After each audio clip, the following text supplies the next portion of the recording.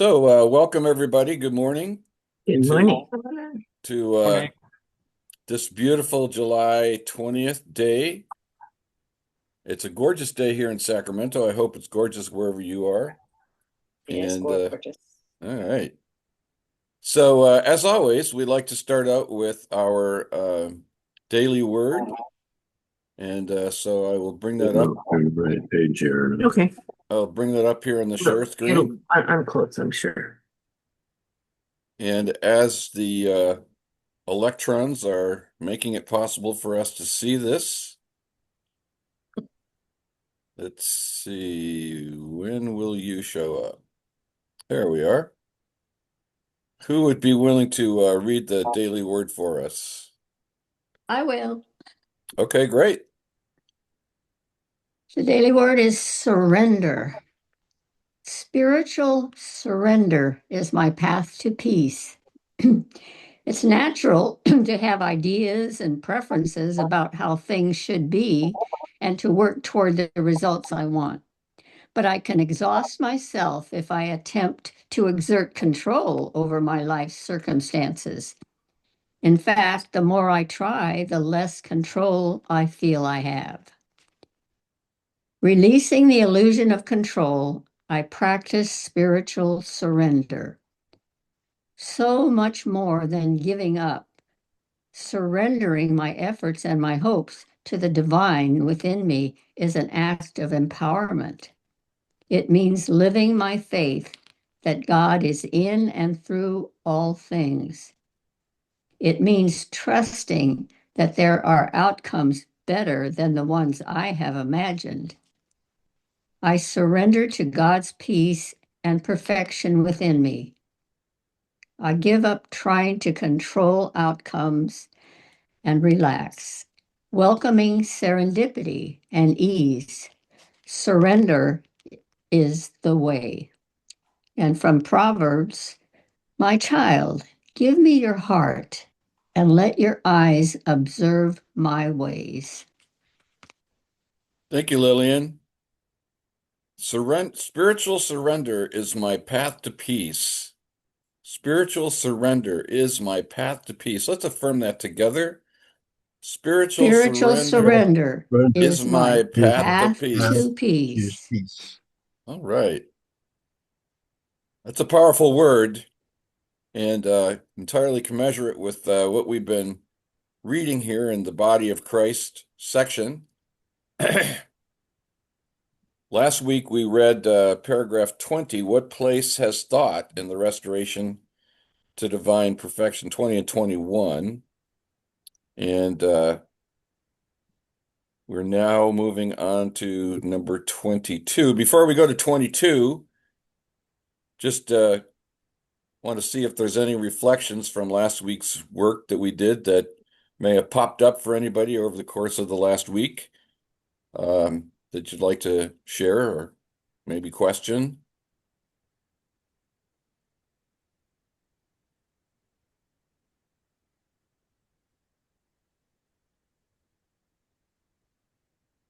Okay. Who would be? Leo, go ahead. Well, I want to thank you all because what I'm experiencing this week has been a deepening. You see, I'm mostly mentally based, but I am moving to getting connected to my emotions. So I had a very bumpy week, if you take it from my previous point of view, but it was very good. Thank you. Do you want to elaborate? Uh, uh, for instance, I'm working, and all of a sudden my memory comes back to the sick bed of my mom and dad, and I realized how sad I was. I couldn't help them recover, and I just started crying, crying, crying, crying, and I didn't stop for another 2 hours. Oh, Not in a sad, first sad, but it become soft. I don't know how to explain that. because well, it's a new world for me, guys, really, and I even don't have the words to express myself. It's just amazing. I see people, and I see the friendly side. It doesn't matter what, I see a friendly side in people that wasn't there before. Sometimes, if people really express friendly, but now I see friendly in people. Lovely. Thank you. Thank you for that. How can we get there? Let's go back to the daily word that you just read, Lillian. Surrender, huh? There's I don't know, Leo, if you would be in agreement with this, but there is it's related to steady practice. It's related to keeping our focus on this surrender, keeping this focus on this faith in what we proclaim to be really true beneath the appearances, keeping the focus and the discipline on acknowledging and affirming there's only one presence, one power, one love active in my life in this moment. And I think always of Myrtle Fillmore's journey to health, that when she started, the first day that she sat down to affirm health and deny illness, it didn't all go away and change that day. And so she sat down the next day and did it. And it didn't go away and change the second day. And so she sat down the third day and she affirmed the health of all the cells of her body and she denied that there was tuberculosis and it didn't change. And so she did it the fourth day and the fifth day and on, day after day, month after month. It took 2 years of steady, committed work, spiritual work, before the shift occurred. And so that to me is the template of the work that we're all invited to do. It takes faith, it takes time. There's no guarantee in the mental realm that we live in because our minds can't prove that this is going to work. Mm-hmm. There's a level of faith, there's a level of surrender, there's a level of letting go that's involved in all of this. And so my sense from listening to what you said, Leo, just gritting against my own life selfishly, is that you've been doing this work for a long time. And then all of a sudden, or seemingly all of a sudden, something shifts, a new experience arises that you never had before, and yet seems entirely appropriate to the world that you're choosing to create for yourself. Well, that's true, Marty. And every time I just look back at this last week, I get emotional, but not sad way, but like, look at that, look at me. Yeah. What's that? It's just, there's no words for it. Yeah, not yet. True. This is, I think, part of what we're working on as a human race to generate the way to communicate these experiences in a way that's effective. I think you've tapped into a level of compassion for the human race, for our human condition. And speaking for myself, I would say that compassion first starts with self-compassion. And then you can, when you have self-compassion for all our foibles as human beings, you can look at someone else and see through eyes of love, and it's no longer judgment because you're less judgmental of yourself. So you don't have the sense that you need to judge others or make comparisons. You can just see through eyes of love. I guess that based on what we're studying, one would say the Christ eyes. The Christ in us sees the Christ in others. And we are compassionate for the human condition and forgiving.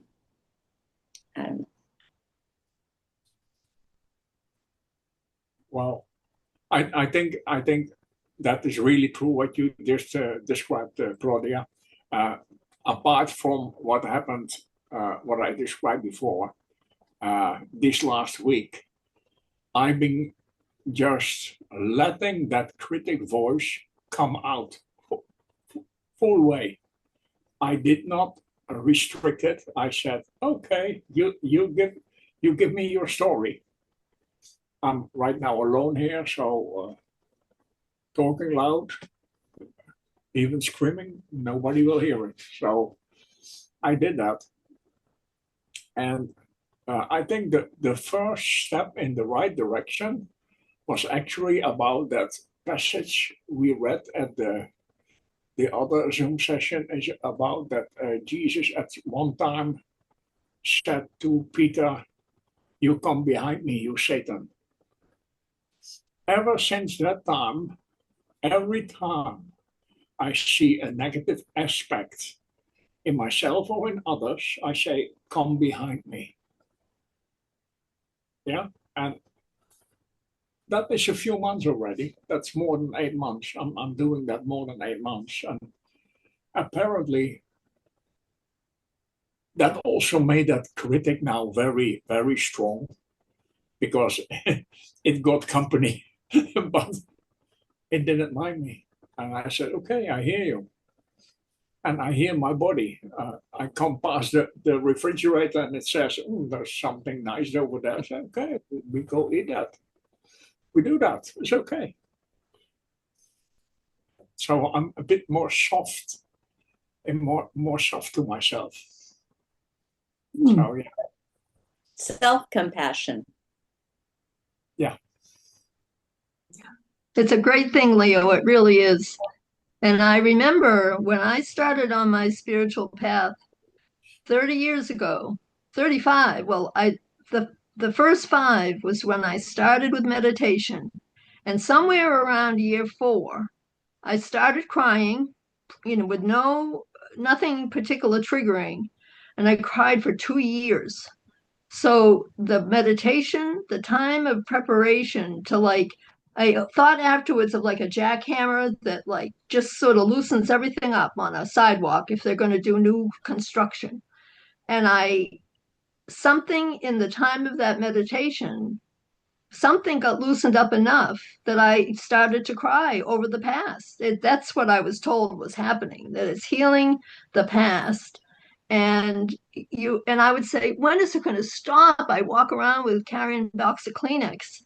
And the person that was helping me said, it'll stop when you get to the bottom. And then you're kind of at a clear playing field to start to build on the new things that you're learning and that are being revealed to you.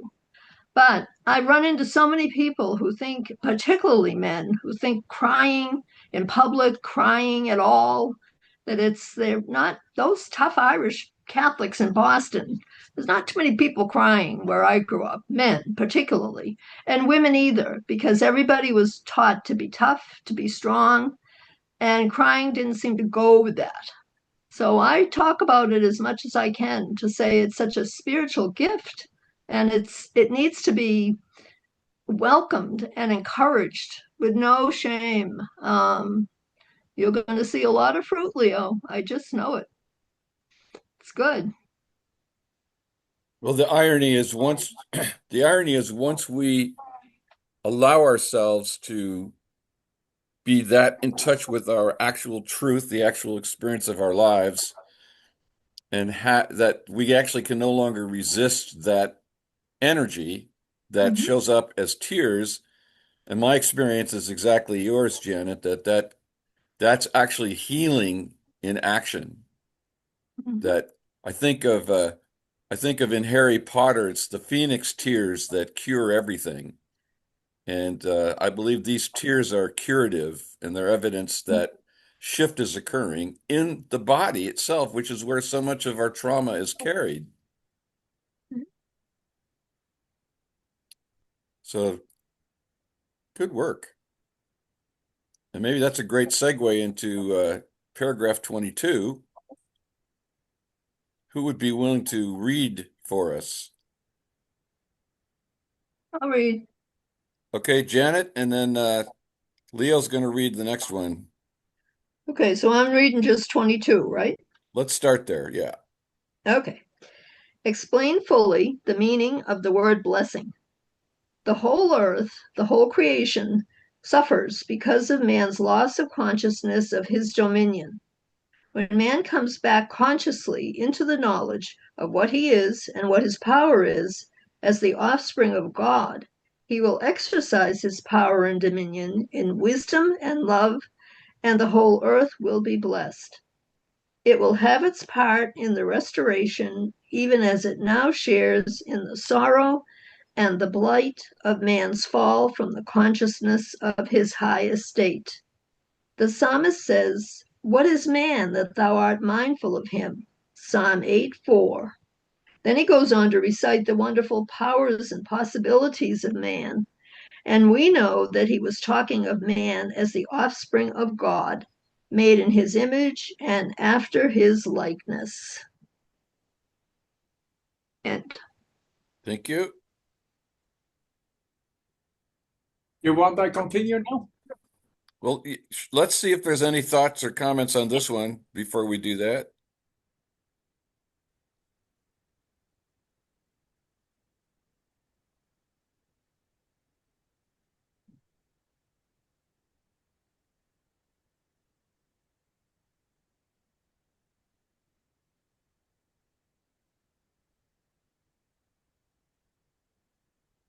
You know, it's interesting that the paragraph says that the whole earth, the whole creation suffers because of our loss of consciousness of our dominion. And I think that's the reverse of that is what we were just talking about a few minutes ago in Leo's share and Claudia's comment on it, that when this is restored, and we remember in the paragraph before this, we talked about the restoration to the mastery and dominion that were given us in the beginning. So when restoration occurs, the whole earth and the whole creation benefits from it. So in Claudia's observation, as I understand it, maybe Claudia, you see it differently, that when each of us has a healing connection to the truth, the capital T truth, the whole earth benefits from that. And our ability then to see the environment that we live in the same way that we're seeing ourselves is part of why that shift occurs. And maybe that's what we mean here by blessing.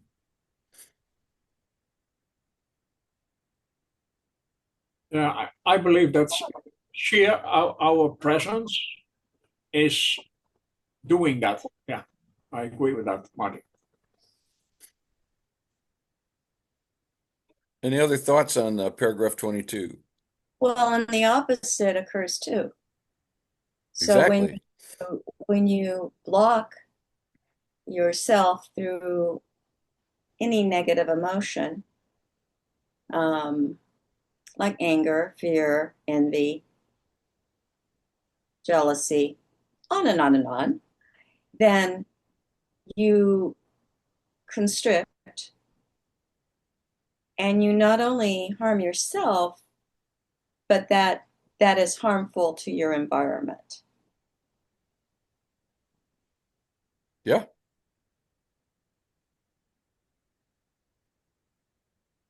We are embedded in humanity, and we are, this is we say we're a fractal of the divine. It's equally true. We're fractal of humanity. That's why, as hard as it is to wrap my mind around this, that my prayers, my my prayers for peace make a difference Mhm. because I'm one person sitting in Nicholas. At a another level, I know that's true. That's the only way it can be. You know, the pebble in the water, the pebble in the stream, the ripples going out till I connect with other ripples. And pretty soon it's not just one pebble and one ripple. So, Well, and and that's another what we're doing here, folks, throwing little pebbles into the water. way to consider that is that humanity is our actual identity and not necessarily our individuality, not necessarily our pebbleness in your imagery there, but that which comprises all rocks are us. We are the same substance as each other, as we use Yes, substance like in the unity sense. Emily would say, our personality, because that's our Claudia and Right. Marty-ishness, not our individuality, which is our individualized expression of God. That's when the pebbles connect. Well, that's when the ripples connect. Exactly. That's that to use Butterworth's term, that's the eachness of the allness.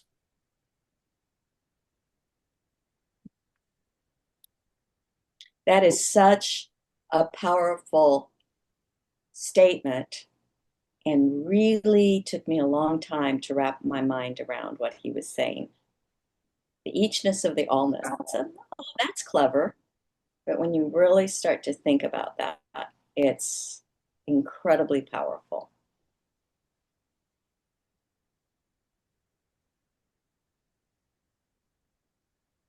I Why looked that? up the psalm in the Aramaic Bible for that the quote about what is man. And the next line says, "For thou hast made him a little lower than the angels, and hast clothed him with glory and honor. Thou madest him to have dominion over the works of thy hands. Thou hast put all things under his feet."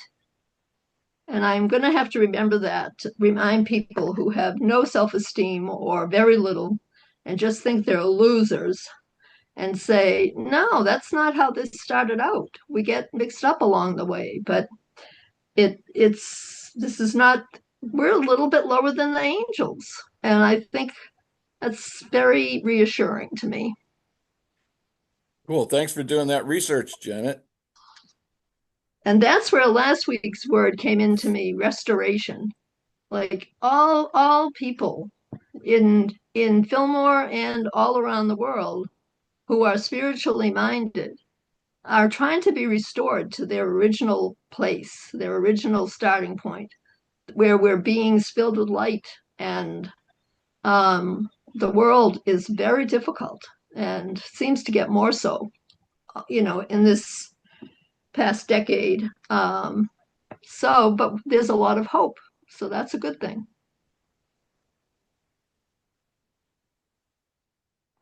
I think that's a good segue into the next one. Leo, would you read 23 for us? Okay. What was Jesus' mission on earth? Jesus revealed to men the Christ within them, which would lift and restore them. He made men to see that they are the sons of God, thus taking away the burden and bondage of sin. He revealed to men God as Father and showed them how to demonstrate their sonship. The work of spreading the truth among men falls on all as fast as they come into the light. Jesus said, I am the light of the world. John 8, verse 12. Ye are the light of the world, let your light shine. Matthew 5:14 to 16. Thank you, Leo. Thoughts?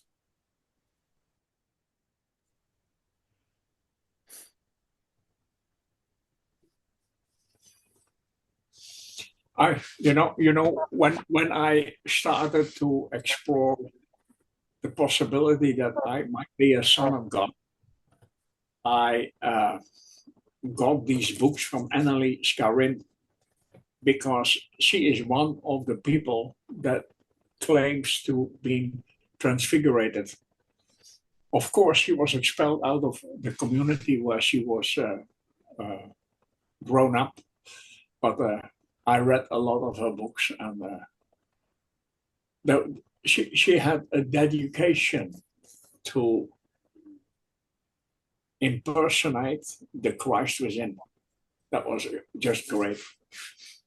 And I always surprised when people that study transfiguration don't know her name. But maybe it is because she comes from you call that the Mormon community or the Latter Day Saints of the Latter Day, you say that? LDS? Yes. Do any of you know Annalise Carin or not? How do you spell the last name?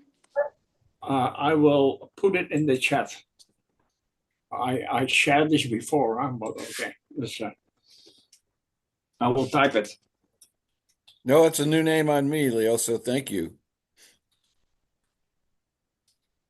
Annalise Carin. Aaron.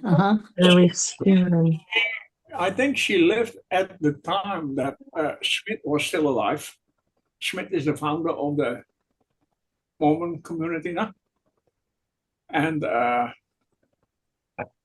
she was excommunicated. And people that argue about that, they say she cannot have been transfigurated because they buried her body. And for me, that means that people really do not understand what transfiguration is about. And since I'm now among students of this matter, I just wanted to bring that up because I believe it's our mission to transfigurate. And people that think that you then walk away in a cloud, I don't think that happens like that. I think you can be the cloud, but there is a physical substance that will remain here, in my opinion. Any thoughts on that from other people? I'm interested. I had some thoughts to share. The paragraph is titled "What?"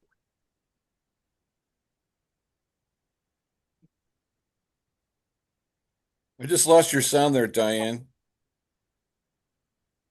Hello. Okay. Got me again? Yeah, I can barely hear you now. It's very odd. Your microphone is the oddest mic. No, I'm so sorry. I'm practically on Okay, top. now I can hear you. It just sort of it fades in and out. I don't know if you know that, but Well, no, we'll try to work on that. okay, now you sound fine. Okay, so Jesus' mission on earth, I interpret as not to be my savior and not to acknowledge to other people, are you saved? No, that misses the mark for me. It's what Jesus said is that he was the light of the world and we are the light of the world, and how to express our sonship with God.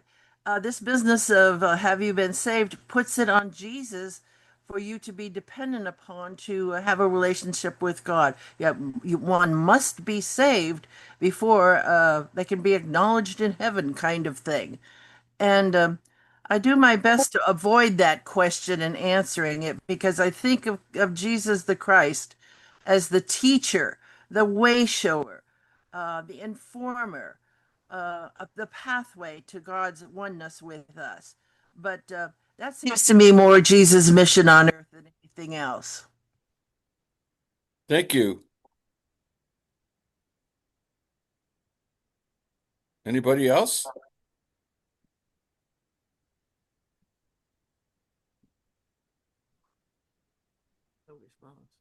So let me, in light of what Diane just said, How is it that how do you feel to be that you are the light of the world? Let's make it practical. I believe I don't have it, but I believe what it is, and I try to be moving in that direction. Is someone who can really only think positive thoughts about situations, people, anything that comes their way. If it can be seen in a positive and uplifting way, and not the catastrophic way I like to go to, I think you do become a light because I know people that have attained that positive thinking sureness. They just don't think mean things. They just don't. And they do radiate some sort of light. That's not like light like you see with a light bulb, but it's in your aura, and it's just a kind, you want that person in your house where I I think it's very easy nowadays to just get panicky and negative. Um, so that's what light is to me, being positive. Okay. Well said. Thank you. Anybody else? Is this idea that I'm the light of the world, Leo, is this related to your idea of transfiguration? Uh, no. I think Okay. transfiguration is a process of really uh, creating the heavenly body and being the light in the world. For me, is not being darkness. So for me, that is every moment that I not uh, react from my how you say that, earthly self, but I let my heavenly self uh, provide the framework. And so, yeah, that means if I want to quote Janet, is I would be positive about things. But it also means that sometimes I'll be strong opposed to something too, because that is also part of being in the world. So, and that might be interpreted as not lightful, but it is. Because if you are in the truth, that is the real light, but it is not always seen as the light. Let me put it that way.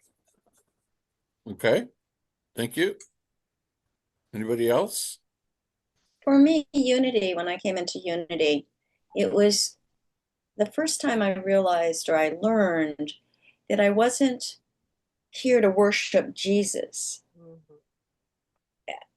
Every other religion I had been exposed to, it was all about worshiping Jesus and putting him, I felt, or my interpretation as a young person, at the level of God. So it wasn't until I came into unity that it became more like, no, Jesus is like an elder brother who figured it out and is trying to explain to the rest of us how to figure it out. And this passage here, I am the light of the world. Well, that's where most people kind of stopped in my experience. But the powerful point is, and you are the light of the world. And the other scripture that's really powerful is, all these things I do, you can do, and more. So Jesus didn't ask to be, set up there with God as an equal and worshiped. In fact, everything he said was more along the lines of what we're reading in this passage. And that's what unity gave to me. That's what the teachings of unity, because Phil and Dorothy Pearson, I know we've said this to you all before, and you probably are just like nauseous from it, but they truly stayed with the teachings of Charles and Myrtle Fillmore. They didn't go stray too far off of that. So that was what is powerful to me about this passage we just read. Does Thanks. anybody know the word for what Myrtle was expecting or hoping would happen to her at the end when she went out of her body or she took her body with her? There was some word that she was reaching towards at the time of death, and I can't remember what the word is, but I don't think it's transfiguration. It was something, but it was trans something, I think. Does anybody know what that is? No. All right, there's a homework project for somebody. We can just cheat and ask Mark. Yeah. Yeah. I just want to point out that Jesus says here, you are the light of the world. And the way I read that is that's a definitive and unconditional statement. We are the light of the world, whether we know it or not. We are the light of the world. That's an intrinsic property of being a child of God. It's just automatic. And the work that we're here to do is to see that that's true. He says over here, to see that we are the sons or the children of God, and thus taking away the burden of bondage and sin. So we are born the light. It's automatic. And the work that we do as human beings is to come into consciousness of that. And there's just something about for me, this has always been the theme of unity. It's about consciousness. There's something about, and I don't know again if this gets toward transfiguration or other kinds of spiritual realization, as Emily Cady uses that term. But there's something powerful about being in consciousness of the light as opposed to merely being the light. Leo, go ahead. Long time ago, someone told me something about the solar plexus, and he made it a comparison with a projector lamp. And my idea is like the diyas that go in front of that lamp. So my light, my projector, projects an image onto the world. So in that sense, it's important to select what kind of images you take in front of you. So I think that's one of the things that people, at least I'm trying to learn that. Yeah. Okay, cool. Thank you. Anybody else?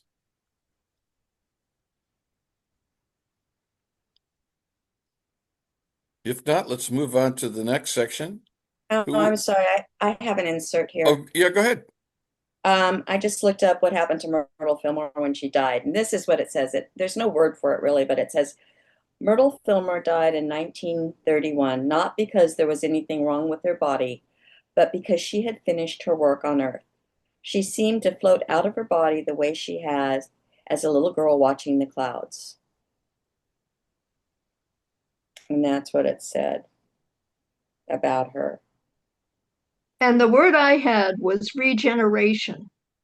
I read some chapter or something in somewhere that she was always thinking about regeneration, and that has something to do with your body not being old and sick, but getting new life, and you just keep living. I don't really know. I can't describe what it means, but it didn't sound like everything else that I had been reading about her or that I understood about what she was talking about. I thought, well, this is pretty like out there, new agey, whatever this regeneration thing is. And towards the end, she seemed to not. She kind of realized it wasn't going to happen. because there were letters or something where she referenced it. So I'll look back. Well, she also said she was talking to a writer and she said, I'm ready for a change. I believe that it would be easier for me to do the work that is ahead of me from the invisible plane. So that was her comment to the writer right before, a couple of days before she died. Regarding regeneration, Dorothy Pearson once told me that she was sitting by the bedside of Charles Fillmore when he was dying, and he had regrets. And he said, Dorothy, I thought I could regenerate my body and never die. And I was wrong.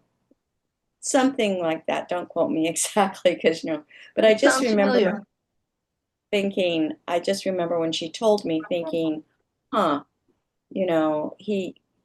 he certainly had aspirations that far exceeded my expectation of life, Anyway. Leo, did you have a comment there? Yes. Nowadays there are many people talking about that, and I believe we have seven bodies.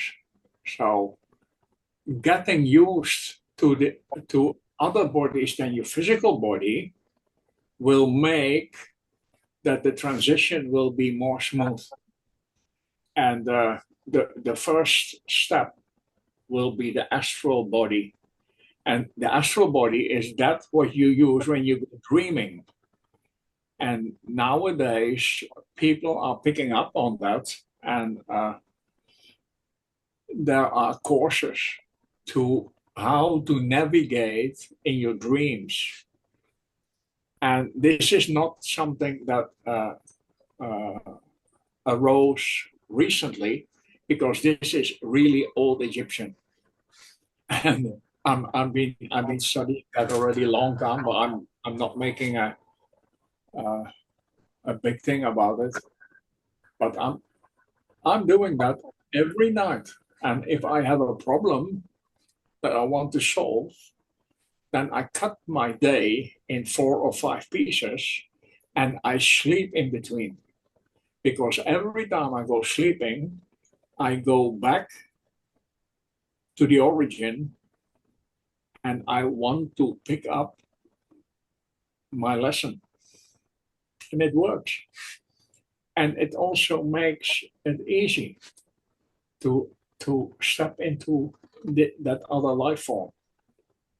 That's my idea. Thank you. Thanks, Leo. Oh, Last week, I got to go to the 98th birthday Zoom party for Phil Pearson. I think, Gail, you were there. And one of the things that Phil said, which I thought was really quite profound, and talking about being 98 and talking about essentially not having that many years left on the planet. And he basically said, I don't care about dying because I know the best is yet to be. And I thought it was really profound, his idea the best is yet to be is something that has no boundary in the physical realm. And just wanted to share that for what it's worth. I also thought it was meaningful that he said that was based on the past. It's always been good and better. So why would it be different now? Yeah. That's nice. Thanks, Gail. Leo, did you have a comment? Well, I'm not going to say that I know it all, but I believe that the afterlife is nuanced. Let me put it that way, and it can be quite different from what people say. And for instance, I spoke at a Buddhist guy, and he had drunk a lot, and he was having a questionable lifestyle for me. Anyway, I talked with him, and I said, knowing what you know, why what you do in your daily life. He got angry with me, and he said, I know already. End of my life, I go to hell. I stay there a little while, and then I go on. So don't worry about it. So that was a nice approach. It is a bit similar to I'm Roman Catholic based. You go to confession, and you can go to communion then because you have unburdened yourself, something like that. So the let's say if people free themselves from their feelings of guilt, things will progress in a better way. Can't say fairer than that. I think that's a great segue into our next paragraph, our next reading, number 24. Who would be willing to read that? I'll read it. Thanks, Gail. What is meant by forsaking all for Christ's sake? When the truth comes into consciousness, it upsets the old errors that have become fixed in mind. For some, the immediate change is so great that it causes a mental revolution. With others, the work goes on more slowly, and they may scarcely realize the changes that are being made in them. But there is no reason for being elated and no reason for being discouraged. Restitution in each individual must be complete, and no one can compare himself with another at any stage of the process. We have all lost consciousness of the divine image, and we must all be restored to its likeness. We cannot hasten the restoration work except by patience and well-doing. Romans 2nd chapter, 7th verse. Holding fast to the saving grace and power of Jesus Christ to help us on the way. Thank you.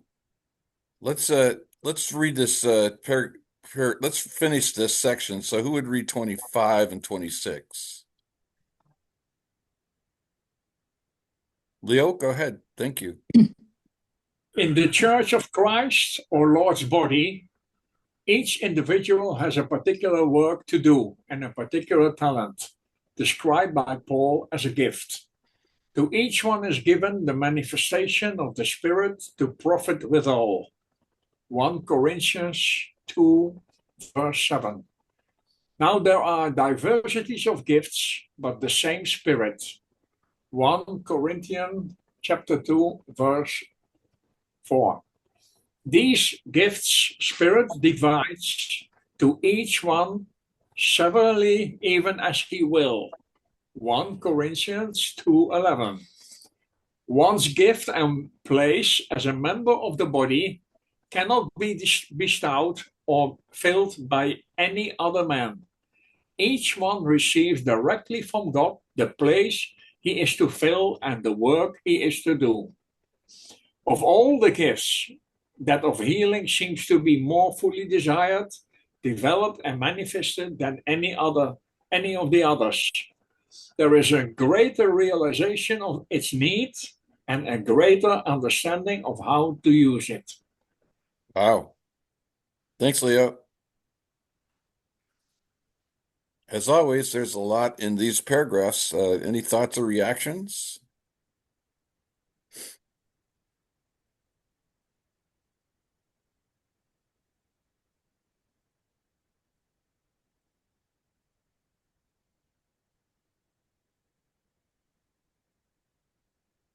Yeah, Leo.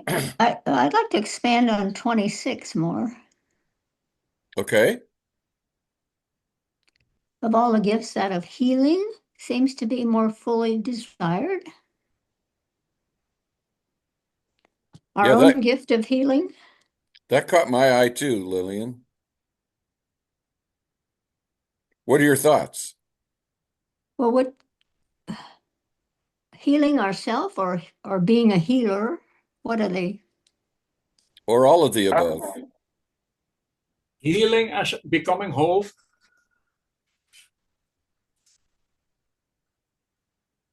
I took it in the more literal sense. I think where Lillian's going with it is that you know that the we I took it as we desire to be healed, and certainly if there's any physical pain or sickness, that desire is really great. And as Lillian often says, if you don't have your health, you don't have anything. And when Leo was reading that, I thought, oh, that's where you often see the greatest manifestation that people do, whether it was Myrtle Fillmore on herself, or you know, you go to healers or you heal yourself. But healing kind of seems to show up first. Maybe the other desires are a little bit less critical if you're not experiencing health. Does it matter if you don't have peace or prosperity? Because health is a driving factor.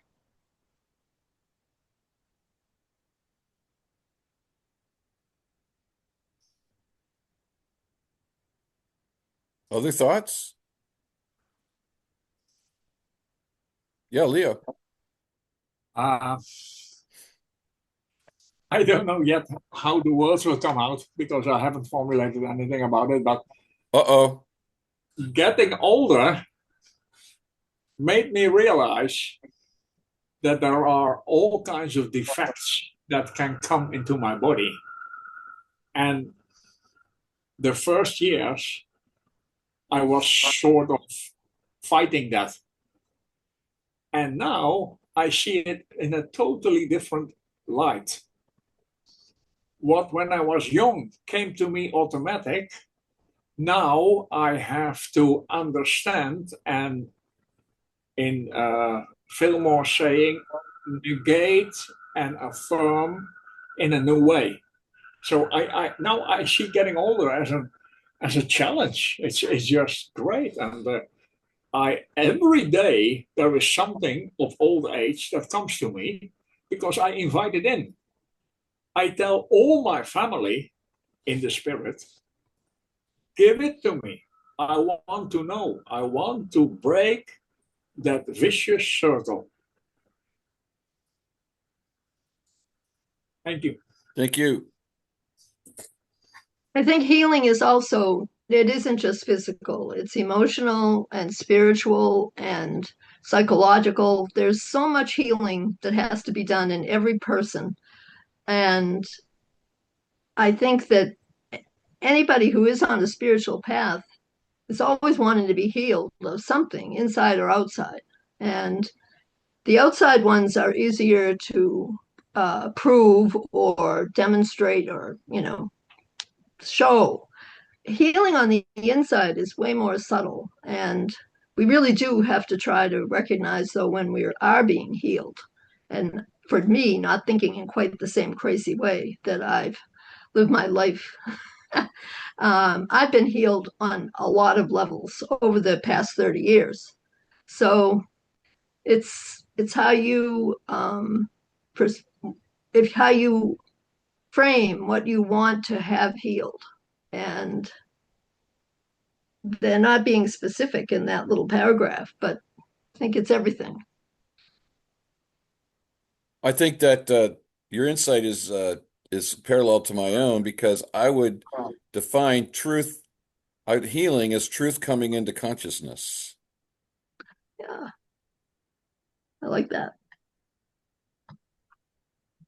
Or again, a term I like to use from Emily Cady is a spiritual realization, making real spirit. And so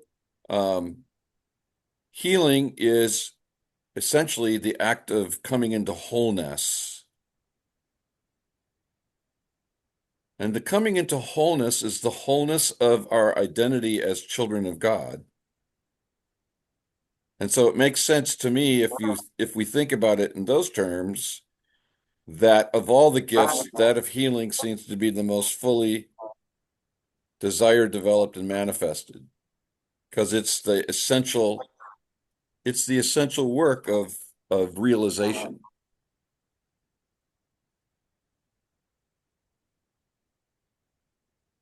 Any other thoughts about this? And we've got a couple minutes left here before we'll wrap up.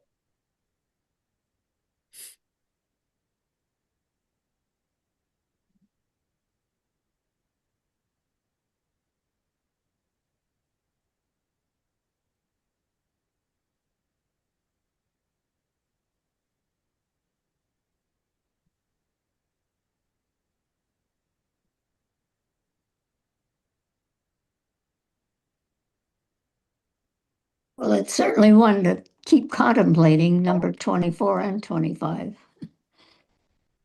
Yeah. Well, that can be homework, is to review these paragraphs. So before we wrap up, I just want to remind everybody that I'm going to be doing a class with the Unity of Davis starting tomorrow night at 6 o'clock in California time. And it's going to be called Being at Peace with World Reality, the Zen of the Fillmores. And I know several people in this group have already signed up for this, so thank you for that.